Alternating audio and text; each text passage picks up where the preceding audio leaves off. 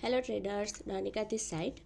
आपने स्क्रीनर.इन खोला, उसमें market cap, ROE, ROC, P, depth, ये सब देखने के बाद दिमाग में सिर्फ एक ही सवाल आता है कि ये सब होता क्या है। स्टॉक मार्केट में 90% लोग सिर्फ नंबर्स को देखते हैं, लेकिन सिर्फ 10% लोग ही नंबर्स को समझते हैं। और डिफरेंस यहीं से स्टार्ट होता है इन्वेस्टर्स और गैम्बलर के बीच का। आज के इस वीडियो से मैंने एक कंप्लीट सीरीज स्टार्ट करने का सोचा है, जिसमें हम स्क्रीनर.इन के हर एक पैरामीटर को, मतलब कि जो जी अपने फंडामेंटल एनालिसिस के लिए ज़रूरी है, वो सबको एक एक करके बिल्कुल ज़ीरो से डिटेल में समझेंगे। नो रट्टा, नो कॉम्प्लिकेटेड थियोरी, सिर्फ सिंपल लैंग्वेज, रियल एग्जांपल्स और प्रैक्टिकल यूज़, मतलब कब इसको इग्नोर करना है और कब सीरियसली लेना है। तो इस सीरीज़ के बाद आप सिर्फ आरओई अच्छा है ऐसा नहीं बोलेंगे, बल्कि ये समझेंगे कि आरओई कब अच्छा होता है, कब फेक लगता है और कब कंपनी डेंजर जोन में होती है। चाहे आप बिगिनर इन्वेस्टर्स हो, या तो लॉन्ग टर्म वेल्थ बनाना चाहते हो, या फिर स्टॉक को सेल्फ एनालिसिस से चूज़ करना चाहते हो, तो ये सीरीज़ आपके लिए बेनिफिशियल रहेगी। तो चलिए स्टार्ट करते हैं स्क्रीनर.इन के सबसे बेसिक और पावरफुल पैरामीटर से, that is the market capitalization. Market capitalization मतलब कि कंपनी एक्चुअल में कितनी बड़ी है। ये कंपनी बड़ी है या सिर्फ महंगी दिख रही है। कई बार हम देखते हैं कि शेयर का प्राइस अगर 2000 है तो लगता है कि कंपनी बहुत बड़ी है। शेयर का प्राइस अगर 50 रुपया है तो लगता है कि कंपनी बहुत छोटी है, लेकिन ये गलत सोच है। स्टॉक मार्केट में कंपनी का साइज़ शेयर के साइज प्राइस से नहीं, लेकिन जो मार्केट कैपिटलाइजेशन होता है उससे डिसाइड होता है। और मार्केट कैप सिर्फ साइज़ नहीं बताता है, वो रिस्क, वॉलेटिलिटी और जो इन्वेस्टर्स हैं उनका बिहेवियर भी सिग्नल कर देता है। आज के वीडियो में हम समझेंगे मार्केट कैप क्या होता है, large cap, mid cap, small cap, वो सब का रियल डिफरेंस क्या होता है, और थोड़ा सा एडवांस लेवल के ऊपर जाके भी हम देखेंगे कि लो मार्केट कैप का मतलब अंडर वैल्यूड स्टॉक है, ऐसा नहीं होता है। तो वो मिथ को भी हम ब्रेक करेंगे। तो चलिए स्टार्ट करते हैं आप वीडियो को। सबसे पहले हम देखेंगे मार्केट कैप क्या होता है। तो एकदम सिंपल लैंग्वेज में अगर डेफिनेशन हम देखें तो मार्केट कैप का मतलब होता है कंपनी के total shares into current share price. Example के साथ देखें तो कंपनी के टोटल शेयर्स अगर 10 करोड़ है तो शेयर प्राइस 100 रुपीज़ है, तो उसका मार्केट कैप होगा 1000 करोड़। इसका मतलब कि अगर आप पूरी कंपनी खरीदना चाहो तो आपको अप्रोक्सीमेटली 1000 करोड़ लगेंगे। एक इम्पॉर्टेंट क्लैरिटी इसमें मैं ये देना चाहूँगी कि शेयर प्राइस अकेला हमें कुछ भी नहीं बताता है। 10 रुपये का शेयर भी 1 लाख करोड़ की कंपनी का हो सकता है। तो market cap that is equal to real size of business, market के हिसाब से जो होगा वही। अब हम उसको थोड़ा डिटेल में जागेंगे और देखेंगे कि लार्ज कैप, मिड कैप और स्मॉल कैप, ये तीनों का बेसिक डिफरेंस क्या होता है। तो हमें पता है कि स्क्रीनर के ऊपर हम जाके क्वेरी लगाएंगे मार्केट कैपिटलाइजेशन ग्रेटर देन 1। तो जो फर्स्ट 100 है वो लार्ज कैप है, 101 से 150 मिड कैप है, और उसके बाद वाले सब स्मॉल कैप है। That is the screener based understanding. लेकिन एक सिंपल लॉजिक भी ऐसा है लार्ज कैप, मिड कैप और स्मॉल कैप को डिफ्रेंशिएट करने का, वो भी मैं आपके साथ शेयर करूँगी। तो सबसे पहले हम देखेंगे लार्ज कैप। तो जो जितनी भी कंपनीज़ है जिनका मार्केट कैप अप्रोक्सीमेटली 20,000 करोड़ से प्लस है, 20,000 करोड़ से ज़्यादा है, वो सब लार्ज कैप में आएंगे। एग्जाम्पल्स अपने रिलायंस, TCS, HDFC बैंक, वो सब, ये सब लार्ज कैप होते हैं। उनकी कैरेक्टरिस्टिक क्या होती है, तो उनका जो बिजनेस होता है वो एकदम स्टेबल होता है, उनके पास ब्रांड पावर होता है, रिस्क लो होता है और सरप्राइजेस भी हमें लो मिलती है, मतलब धीरे धीरे धीरे ग्रोथ करती है। तो ये जो बिगिनर इन्वेस्टर्स है उनके लिए सेफर जोन वाले स्टॉक्स है, उनको लार्ज कैप से ही स्टार्ट करना चाहिए। Then the next one are the mid caps. Mid cap का मार्केट कैप 5000 से लेके 20,000 करोड़ का होता है। ये सब जो ग्रोइंग कंपनीज है वो इसमें बिलोंग करती है। मिड कैप की कैरेक्टरिस्टिक में अगर हम देखेंगे तो ये ग्रोथ और रिस्क दोनों को कंबाइन करते हैं। कभी कभी ये मल्टीबैगर भी बन जाता है, वरना हमारा पूरा कैपिटल भी साफ हो जाता है, ये पूरी वेल्थ भी डिस्ट्रॉय कर सकते हैं। तो एक बैलेंस जोन में रख सकते हैं इन्वेस्टर्स को। Then the last one is small cap. Small cap में जो मार्केट कैप होगा वो बिलो 5000 करोड़ का होगा। इसकी कैरेक्टरिस्टिक अगर हम देखेंगे तो इसमें वॉलेटिलिटी बहुत ही हाई रहेगी, इन्फॉर्मेशन इसमें बहुत कम मिलेगी हमें, लेकिन रूमर्स बहुत ज़्यादा रहेगा और रूमर्स के बेस पे ये अप डाउन चलता रहेगा। और जो स्मॉल कैप में अगर आप इन्वेस्टमेंट करना चाहते हो तो उसमें जो प्रमोटर्स हैं उनकी क्वालिटी बहुत इंपॉर्टेंट है। प्रमोटर के ऊपर ही सब निर्भर करता है, ऐसा आप बोल सकते हो। तो स्मॉल कैप वाले जो स्टॉक्स है वो सब हाई रिस्क है और हाई रिवॉर्ड भी देते हैं।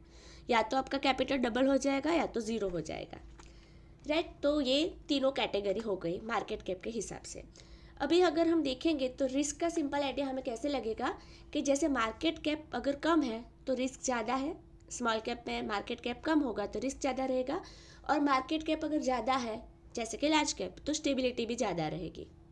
स्मॉल कैप जो स्टॉक्स होते हैं वो 20, 30, 40, 50% तक गिरना उसमें कॉमन होता है, और वो पूरा ऑपरेटर ड्रिवन मूव्स रहते हैं उसमें।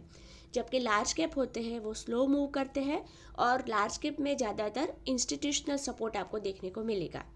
इसीलिए बिगिनर्स को स्मॉल कैप में सिर्फ एक्साइटमेंट के लिए ही एंट्री नहीं लेनी चाहिए, अपना रिस्क बैलेंस करते हुए लार्ज कैप में ज़्यादा इन्वेस्टमेंट की तरफ देखना चाहिए।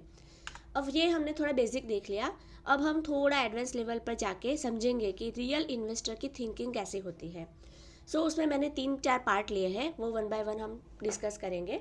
सबसे पहला होगा market cap versus business dominance. तो मार्केट कैप को बिजनेस डोमिनेंस के साथ में जोड़ के हम कैसे देख सकते हैं। तो सबसे बड़ा कन्फ्यूज़न ये रहता है कि बड़ा मार्केट कैप मतलब बेस्ट कंपनी, तो ये पूरी गलत बात है। एग्जाम्पल अगर हम लेके देखें कि कंपनी ए है जिसका मार्केट कैप 50,000 करोड़ है, और कंपनी बी है जिसका मार्केट कैप 20,000 करोड़ है, लेकिन कंपनी बी है वो इंडस्ट्री लीडर हो सकती है, मार्केट कैप कम है लेकिन वो इंडस्ट्री लीडर हो सकती है, और जो कंपनी ए है वो सिर्फ डाइवर्सिफाइड प्लेयर भी हो सकती है। सो मार्केट कैप का मतलब मार्केट लीडरशिप नहीं होता है, राइट। मार्केट कैप के साथ एडवांस इन्वेस्टर उसमें क्या क्या देखना पसंद करता है, मार्केट शेयर, प्राइसिंग पावर और एंट्री बैरियर्स, ये सब चीज़ों को भी कंबाइन करता है। कभी कभी छोटी मार्केट कैप वाली जो कंपनी होती है वो भी इंडस्ट्री के ऊपर राज करती है। तो ये एक पार्ट हो गया। एडवांस लेवल पे अगर हमें मार्केट कैप देखना है तो बिजनेस डोमिनेंस को माइंड में रख के ऐसे देख सकते हैं। Then the next is cyclical versus structural company. अभी मार्केट कैप को साइक्लिकल और स्ट्रक्चरल कंपनीज के ऊपर अप्लाई करना हो, उसके साथ उसको समझना हो तो कैसे कर सकते हैं। तो जैसे कि अगर साइक्लिकल कंपनीज है तो उसमें कौन सी कंपनी आएगी अपनी, स्टील, शुगर, सीमेंट, इंफ्रा। तो ये सब में मार्केट कैप साइकिल के जब ये कंपनीज होगी उसके साइकिल का टॉप होगा तो मार्केट कैप बहुत ज़्यादा दिखेगा, बहुत बड़ा दिखेगा, और जब ये कंपनीज बॉटम में होगी, अपनी साइकिल के बॉटम पार्ट में होगी, तब सडनली मार्केट कैप छोटा हो जाएगा, राइट। साइक्लिकल स्टॉक चेंज होते रहेंगे साइकिल के हिसाब से, जब वो अपनी पिक पे होंगे, टॉप पे होंगे, तो मार्केट कैप आपको बहुत ज़्यादा दिखेगा, और जब वो बॉटम में चला जाएगा मतलब डाउन ट्रेंड में होगा साइकिल का स्टॉक, तो मार्केट कैप एकदम छोटा हो जाएगा। तो यहाँ से मार्केट कैप एक इल्यूशन क्रिएट करता है, उसके ऊपर से हम डिसीजन नहीं ले सकते। देन स्ट्रक्चरल कंपनीज, इसमें कौन सी आएगी, FMCG, IT service, pharma leaders, ये सब में मार्केट कैप टाइम के साथ स्टेडीली ग्रो करता है, तो साइकिल का इफेक्ट बहुत ही कम होता है, और जो लॉन्ग टर्म इन्वेस्टर्स होते हैं वो ज़्यादातर यहीं पे फोकस करते हैं। देन लो मार्केट कैप का मतलब ये नहीं होता है कि हमारा स्टॉक अंडर वैल्यूड है। सबसे डेंजरस मिथ यही है कि मार्केट कैप छोटी है इसका मतलब कि स्टॉक अंडर वैल्यूड है। बिल्कुल गलत, 80% केस में ये गलती होता है।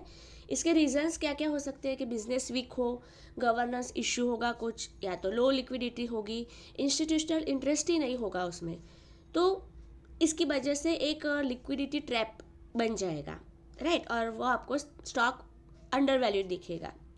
तो ऐसे स्टॉक को आप खरीद तो लोगे लेकिन आपको कोई बायर ही नहीं मिलेगा, तो आप सेल नहीं कर पाओगे, उसमें से एग्जिट करना बहुत मुश्किल हो जाएगा। इसलिए सिर्फ लो मार्केट कैप देखकर ही मल्टी बैगर का सपना हमें नहीं देखना चाहिए, ये बहुत ही रिस्की हो सकता है।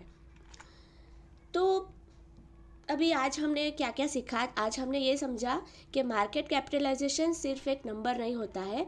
मार्केट कैप हमें क्या बताता है, मार्केट कैप हमें कंपनी का रियल साइज, उसका रिस्क लेवल और जो मार्केट का बिहेवियर है उस स्टॉक के साथ वो हमें दर्शाता है। लार्ज कैप जो कंपनीज होती है वो स्टेबल होती है, मिड कैप वाली बैलेंस होती है, और जो स्मॉल कैप होती है उसमें अपॉर्चुनिटी भी होती है लेकिन डेंजर भी होते हैं।